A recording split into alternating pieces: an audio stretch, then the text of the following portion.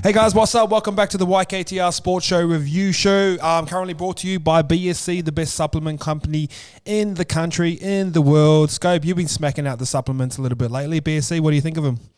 Yeah, I've been getting after it, as you know, with both BSC and our other sponsor. We let a mention Vibe. It's coming well for recoveries for getting on the piss, and then with those boys. As you know, we've been going for a few runs. It's me and you now. We can't exercise with anyone else, so just me and you have been getting after it. So hey, Scope, it's coming real handy. The Iceman's got a little bit better, hasn't he? Oh, he's starting to hear those heavy feet coming at the end. So Normie hit me up the other day. He goes, "Please tell me Ice isn't fucking keeping up with you." So the word's spreading. I kind of pushed the truth. Stretch the truth a little bit with old Normie. I was like, I was just running next to Scope the whole time. Scope's just cruising, but Norms, he loves a bit of drama in his life. Yeah. Obviously, big topics coming off the top. Origin being moved from Sydney to Newcastle. Obviously, man, I was pumped for Newcastle as a Newcastle fan. Were you excited for them as well? Joey was sort of getting about, and everyone's hitting them up for tickets. So, man, that's disappointing that it's been moved from the to the Gold Coast as well. So, how do you feel on all of this? Yeah, like straight away, Newcastle. Like I was excited about it as well. Obviously the crowd numbers of what they normally would have had wouldn't have been up there. But I compare it to sometimes playing over in the UK in the Super League, or even at Brookie, some of the suburban grounds where, playing at a packed 20,000, like on a smaller field, or I don't know how much Newcastle can hold. I'd imagine the atmosphere would have been crazy, and obviously everyone knows how much the Novocastrians love their footy. Everyone was excited about it. All the players, even the Newcastle players were excited about having it there. But 3 games in a row up in Queensland, eh?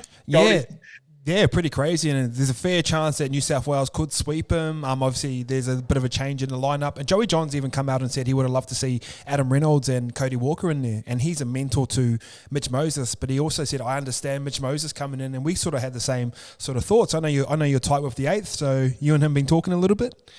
Oh, well, you know what? Me and Joey, our teams are very similar as well when it was leading into the first Origin. So I can guarantee the 8th is watching YKTR Sports. In particular, my predictions and the teams that I put out there. But no, I don't like. Obviously, it would mean a lot. Like you said, the fact that Joey spends time with the Parramatta halves, he would have as good as insight as anyone. But I think it's purely coming from the standpoint that we spoke about. Is like if it was to win an Origin, I dare say Ren and maybe Cody Walker would have been picked, or even, one of the two, and then Uppy Carousel off the bench. But because it's a dead rubber, Mitchy's 26 years old, a few of the things that I wrote in the blog, it just makes sense to have Mitchy there. Agree. For the experience. And then, later on, if he's called upon in the next couple of years, if either Nath or Jerome are down, then Freddie will feel more confident putting him in to do a job. But we're 50 hours away from Origin. Does this feel more dead rubbery? Yeah, a little bit, like especially because all the changes. Generally, this time we're talking about maybe Mitch Moses a little bit more, how he's been going at training, all these sorts of things. We're speaking about the game a little bit more, whereas now we're talking about the venue.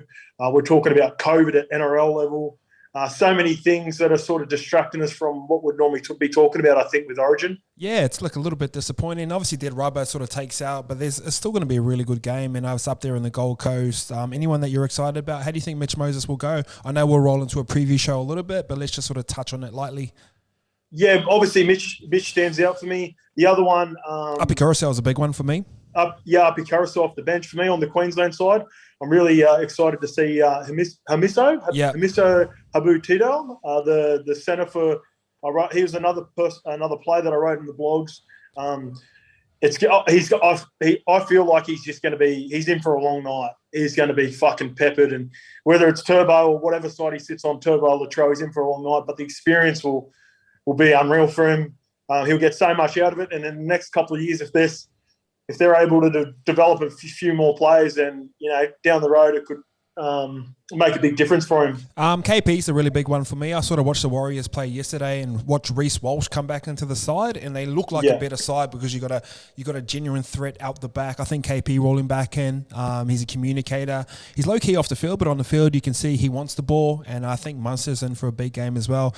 Christian Welsh sort of come out and said, what does money need to do to stand up? And he sort of drew it back to dry July, and you're in his little partner, so it's kind of your fault, isn't it? Oh, fuck, nothing. It hasn't happened yet. Well, she's fucking getting all negative on us. They haven't lost it yet. He's actually played good footy in his previous game for Melbourne against the Roosters. That was the last time we've seen Prez, and he played really well, so I'm expecting him to take that form. We had our own little skipper in the Prez after Origin 2, which shows a lot about his character. That's why we love him. He comes straight on. He come on during the good times last year, and he's come on during the tough times again this year. And that's what, like, you know, we joke around about him being sort of my boy and our boy at YKTR Sports, but not many players do that, man. So mad respect to the president. I hope he has a big game. Yeah, especially coming off a loss, a lot of the boys start to, like the Bush's back here, you know, the Homer Simpson, won't he start to fade back into there? He doesn't sort of hide the fact from anything. So it's an awesome thing about money. So let's roll back into Clubland. Obviously, all NRL teams are shifting off up to Queensland for the next couple of weeks. You're losing the flatmate there for a little bit. I think he's pretty excited to get up there. Oh, yeah. Fuck, I haven't even thought of that because I haven't been home in fucking a week, so I haven't even been thinking about that myself. Yeah, Mudders will be up in this Queensland. So, sort of credit to NRL for moving swiftly and promptly. You don't really want to stop the competition. That sort of happened last year, but I think it's a really good move. Yeah, like everyone wants to see the game continue.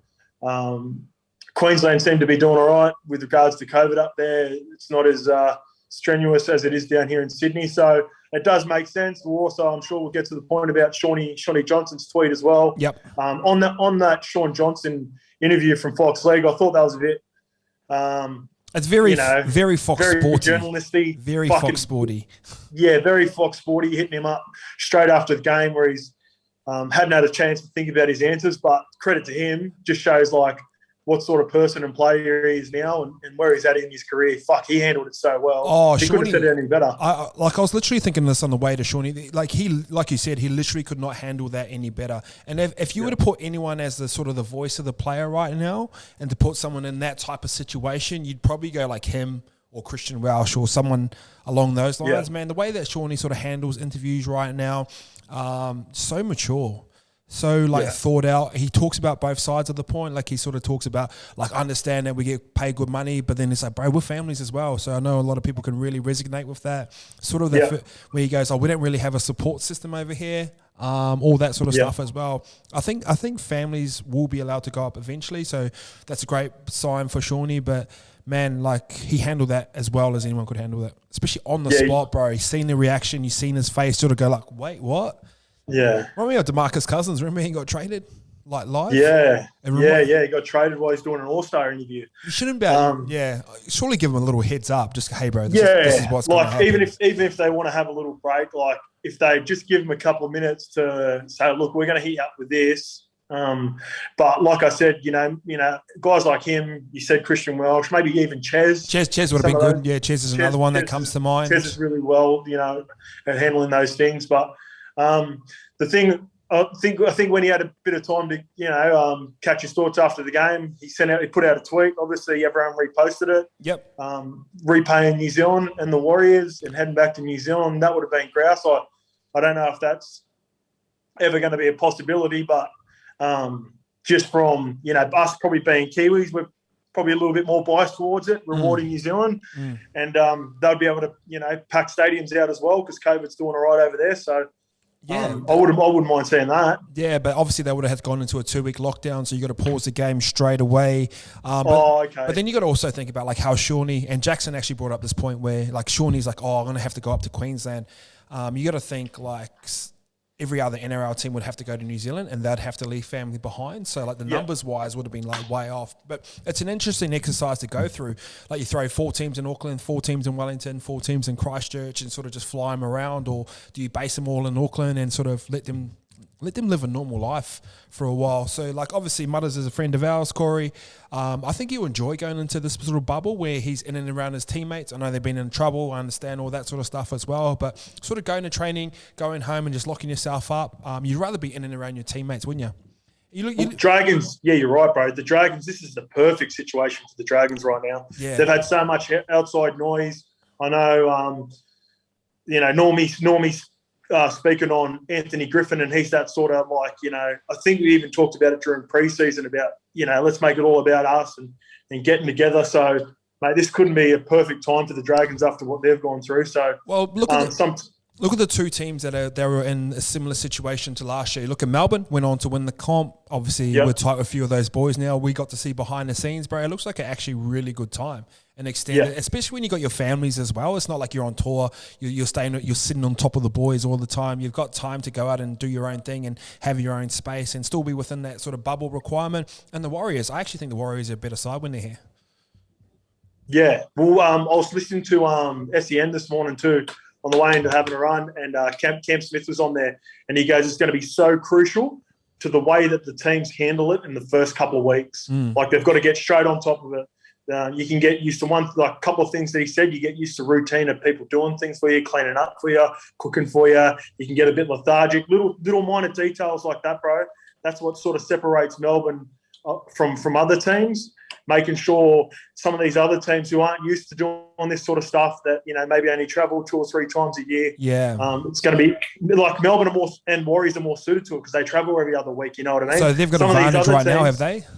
Yeah. Some of these other teams, like 3 or 4 times a year, they travel. So those teams in particular, how they adapt to it is going to be really important, I think. You got 50% of the NRL, which are currently Islanders. They're going to be rolling into buffets pretty soon.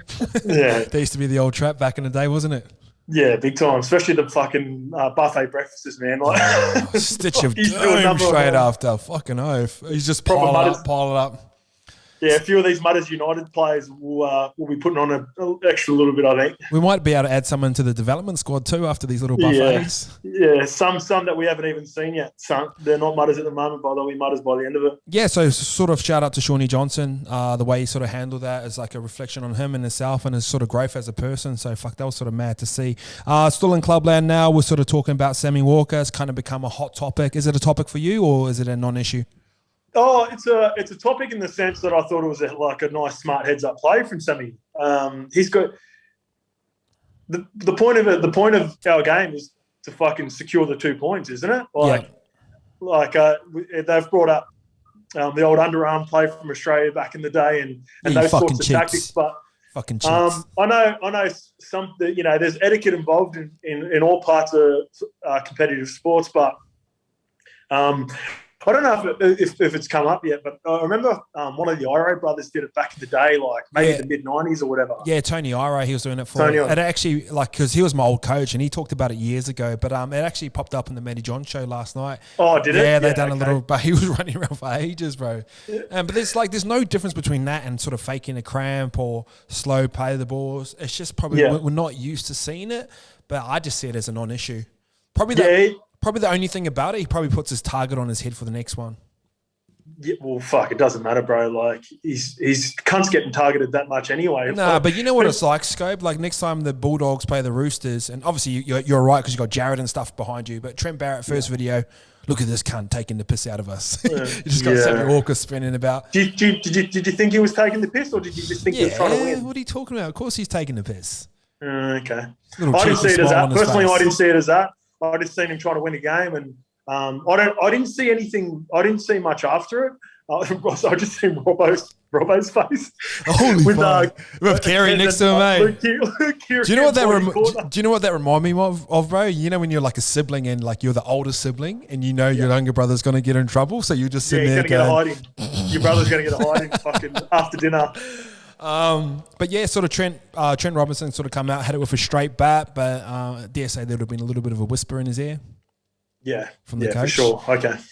So yeah, sort of origin rounds are over, sort of the diluted thing. Any I know we sort of going to brush over this, but any standouts here in terms of debuts? I think that Savage guy was really good from Canberra. We're going up. Yeah, he looks nice. He looks nice. Simi's talked about that he found Xavier Savage about a year and a half ago after watching Bocco's highlights of him. Bocco's really good at that stuff. Who's someone Frank Panisi? Hey? Someone Frank Panisi. Identifying talent, is he? Yeah, so he watched Bocco's highlights. Apparently the kid can fly like properly. Yeah, he runs he runs in the 10s, bro. So he's sub 1100 meters. So and then he looks like, because he even looks like he's got little mutters on him too. Like he hasn't. No, I don't know that. His legs are filled out, bro.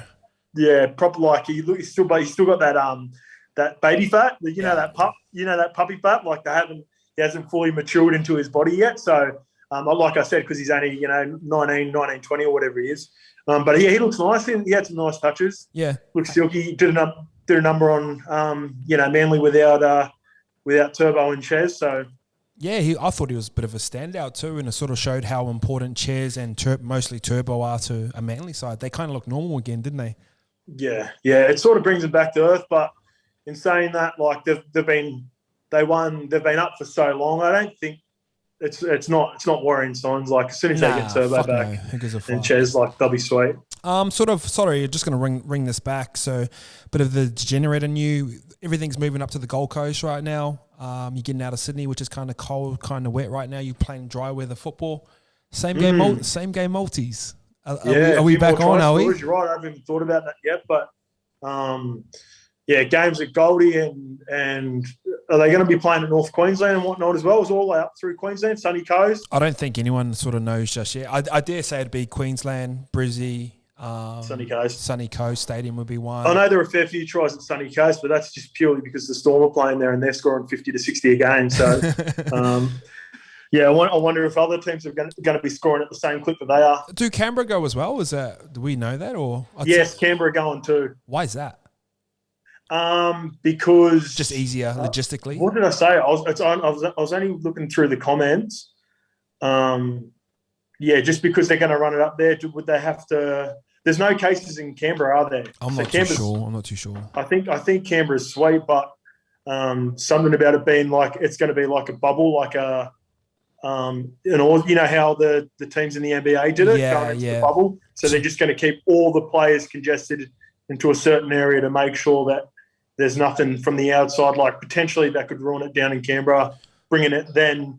Like, because if those something happens in Canberra, those Canberra players bring it up into a safe space. I'd imagine that might be the issue. I'd love to see the sort of NRL just roll back-to-back games as well. I know they've got a draw to stick to, but like you could almost do like a little kiddies version of a Magic round. Like you'd have 2 NRL games back-to-back, and you could fill stadiums up pretty quickly by doing that. Yeah, well, I think they've listen again on SEN. I think there might be 3 games a weekend at Gold Coast as well. So so it might be Friday, Saturday, Sunday. But I suppose we're just speculating on all this stuff. We'll just wait until see when it comes out, and then we'll probably have more to talk about on the preview show on Thursday or Friday, whenever we do it. Gold Coast sort of segues nicely into the Titans, picking up Isaac Liu. Pretty good signing, 30 years old, man. He's probably one of the most slept on dudes in this sort of Roosters dynasty. Just sort of quiet, low key. Man, all these Roosters boys are low key, eh? Like you don't really know too much about the Roosters. Like what the fuck's going on behind there at Moore Park? And he's a great signing for them. He's just steady. Yeah, it's been hard trying to get Roosters players to come on and do my Roosters version of the potty because, and this is like it says a lot about them. Like they like to keep things in house, and they're sort of not that personalities. It's weird. Like sometimes this stuff, especially if the core group push it on, then that's just it. That's just very Manly like back in the day. Yeah, very Manly like you did any media back in the day at Manly. It was sort of a little bit frowned upon. So I suppose that's the way they are the Roosters. But on Isaac Liu. Remember when I talked to you about the Titans at the start of the year? I thought they were going to have a big year. Hasn't turned out that way. They're floating around the 8. But you're a little bit hesitant on declaring them because of the halves. Yep. But I talked about Holbrook's style of footy. It reminds me a lot like he had John Wilkin in the middle who liked to play with that extra forward. But they got Tyrone Peachey there. They got Tyrone. He's probably one of the better ball players. Yeah, well, you look at it like with Isaac Liu, he might be a guy that starts the game, that can start the game really well for him, and then Tyrone Peachey come on. But it reminds me a lot like because they had a guy called John Wilkin, if people don't know, from the Super League, played a shitload of Super League over there. He was that link player, and then once he retired, they brought our mate Sepha Paulo over, Joseph Paulo, and he played that sort of role, and that's the sort of style that Justin Holbrook likes to play. So Isaac Liu's going to suit them to a T, I think. The John Asiatas, these sorts of players. Yeah, you need your 13 has to be able to pass right now. If your 13 can't pass, it's like a fullback that can't pass. You sort of limit your opportunities for attack. So, man, yeah, like you said, great signing. Roosters play that style as well. They got a very good passing. Yeah, they got Radley already. Yeah, Radley can punch out 80. Yeah, so it's like more of an opportunity for Isaac Liu, I suppose. He gets to go up and be that guy at the Gold Coast Titans. Yeah, he went to Keeper Park too, so he's familiar with the area. Oh, grouse. Yeah. So I went to school with Normie, and that pretty good fucking production line out of that school, actually. Little Reece Walsh out of there too, the little glamour. Speaking of fullbacks, Matt Duffy signing up to the Bulldogs for a 1-year contract. Great signing, in my opinion. Bro, he slept on, man. I think there's this weird stigma about him that he kind of looks like a little bit bratty, but obviously we know him a little bit and pretty good guy, but yeah, he's got that stigma around him. Do you believe that? Well, I've hit Normie up about it. I said, like, what's the problem? Like, every time you watch the Dragons play, he's like their best like attacker. He's a real confidence player, bro. So Normie said that, like, when he's on fire, he's feeling himself, and then like that's natural. And then sometimes when he loses confidence, you can sort of feel that as well. Yep. And that must rub off, sort of in maybe coming across too cocky and then being a bit of a liability, like when he's down and out. So it'll be important for him. This will be a great move as well. Him going there on a 1-year prove-it deal. He's had a bit of disruption in the last 4 or 5 weeks as well, not only with what happened in that incident, but also with his contract negotiations and Dragons coming out and get on the front foot early with it. So I reckon this will be good for him, man. Like, they've already got some good. A change of scenery is always good for a lot of people. You got to think he's come up through that system. Growing up, he only really wanted to play there. Probably the best example of that right now is probably Isaiah Papali'i, who just needed a fresh look, needed a fresh set of coaching. Trent Bout's a really good coach too, and his style that they kind of mirror what Penrith do with their style. I still think they need a half and a hooker. Bulldogs, but they're starting to shape together pretty nicely. Bit of rumours about Paul Vaughan heading there as well. That'd be pretty exciting. Yeah. Well, like when I sort of talked about the Bulldogs, I thought they sort of there's been talk of, well, actually, I don't want to say this because Simi told me this, but there's been talk to Vita Pangai Jr. Oh, wow. I reckon they're lacking a little bit on the edge back row spot for me. I reckon that'd be one spot that they need to target. I think they just re-signed Jeremy Marshall-King. So he's been playing really well for him of late. He's sort of one guy I didn't highlight because he was off contract and I didn't know where they're going with that, but happy for Jez. He's good mates with my younger brothers and I've known him for a minute as well. So, for me, that on their edges, because they've got guys like, Adam Elliott, Josh Jackson, some of these sorts of players that are playing edge. Good players, bro. Good players. Good players. Just do you reckon John like a bit of height there or something or what? Yeah, well, just guys that are suited to playing on the edge a little bit more because I like them in the middle. They're fucking no nonsense, straight up and down, going to make you 30, 35 tackles. Yeah, I'd push Adam Elliott to middle. I'd have Josh Jackson on one edge and then Tavita Pangai on the other. Yeah, if they that's a nice looking pack. That's a nice looking pack. That's a nice looking fucking back row. Yeah. Yeah, Thompson, Paul Vaughan. Yep. Matt Burton rolls in. You got Josh Addo-Carr. Brent Naden's a big body that's hard to tackle. Kotrick's been very quiet this year by his standards. He was a rep player. But he'll be right off the back of Duff. Yeah. I think the signing of Addo-Carr is a really, really big one, Because he brings a bit of personality to the club as well. It's hard. He'll bring confidence. Yeah, and he looks like a vibe around training, just upbeat all the time. But he's always been in winning sides as long as mostly he's been in the NRL. So it's be interesting sort of play for them as well. George Burgess, I think it's rumoured or pretty much going down to the Dragons. Thoughts on that signing? Yeah, Georgie's he went over to Wigan, sort of just had a short little stint over there. That'll be good for Georgie to be back in the NRL. I know he's been rehabbing on his back. I obviously follow the Burgess boys quite closely. I know he's been rehabbing on his back, but if he can get that back to full fitness, I know for a fact that he was playing injured with that for about 12 months from the back end of South going into his stint at Wigan. So I'm happy that he's finally got that fixed. And then, we'll see what sort of version of Georgie Burgess we still got left. Jaden Sewer's gone there as well. That's a really, Jaden Sewer's a nice pick up for them. Yeah. He's nice and he's strong, runs a good tough line. He can fucking put a shot on too. Yeah. Dragons in a weird little place right now, you know what I mean? Like a few of the boys, they're doing that little transition period, like obviously getting rid of all the older players now, freeing up some salary cap space, which they've got a plenty now. So I don't know, is there too much on the market that you can pick up right now, or is this a couple year rebuild? Yeah, probably a couple of years, but I'd imagine like it's a smart decision what they're doing. They're in a position now to pull the trigger if something becomes available. Like rugby league contracts don't mean anything these days, so you never know. A player might present itself or be playing over his number. This happens all the time, or vice versa. Player might be on too much and they think he's only worth 500,000. So they've done that. They've picked up guys like Jack Bird and Andrew McCulloch have done really well from the Dragons. Agree. The Broncos are paying fucking half their salary. So, Dragons sit back now. They might have, a mil to work with or a bit more. Get ready to pull the trigger if someone becomes available, and boom, pounce on it. And they've got a couple of nice young guys there as well. Bud Sullivan's sort of been clipping at the heels for Normie for a bit. He's got a bit of talent in and around them. That fullback was really nice on debut, scoring a try. So, bro, I like his build, like a little bit different to Dufty, nice and tall. But yeah, it's going to be a changing of the guard. But I think the Bulldogs really benefit from a couple of these Dragons pickups, especially if Paul Vaughan goes there as well. Like he's their best forward. I know he's not in the best form right now, but he is their best forward. He's played for Australia. He's played for New South Wales. He's been in a bit of trouble now, so he's got a bit of adversity. He's got a story. I think he's going to roll into next year firing. Yeah, he'll be a good pickup. Yeah, wherever he ends up, Paul Vaughan's got a point to prove, man. So... yeah. So, that's a wrap on the show today. We're going to do a preview of Origin tomorrow. So, thanks for your time, Skipper.